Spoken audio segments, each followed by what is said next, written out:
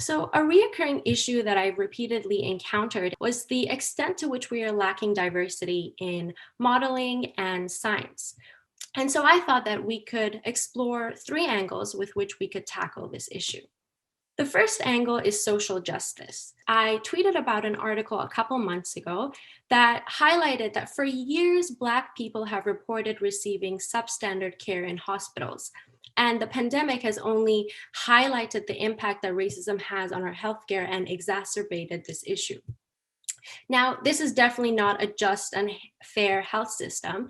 And if we wanted to follow the social justice perspective, then we would need to make sure that the systemic racism in the Canadian healthcare is not overlooked. The second viewpoint I wanted to talk about today was transparency. I tweeted about an article which explicitly stated that the data collected from Indigenous communities regarding COVID 19 in Canada is insufficient.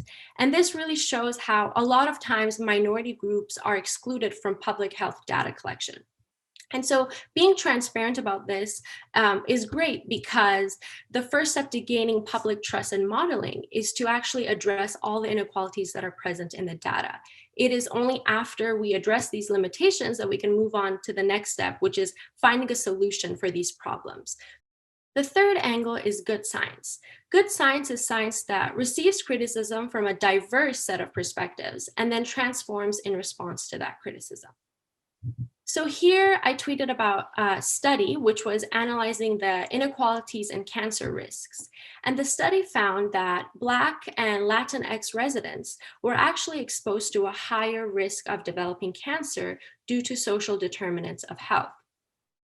And so the irony here is that a lot of times these two groups are also the groups that are underrepresented in our research and in our models. So if we want to produce good science and develop models that are accurate and meaningful for all patients, then we need to make sure that all demographics are equally represented and that no group is left out.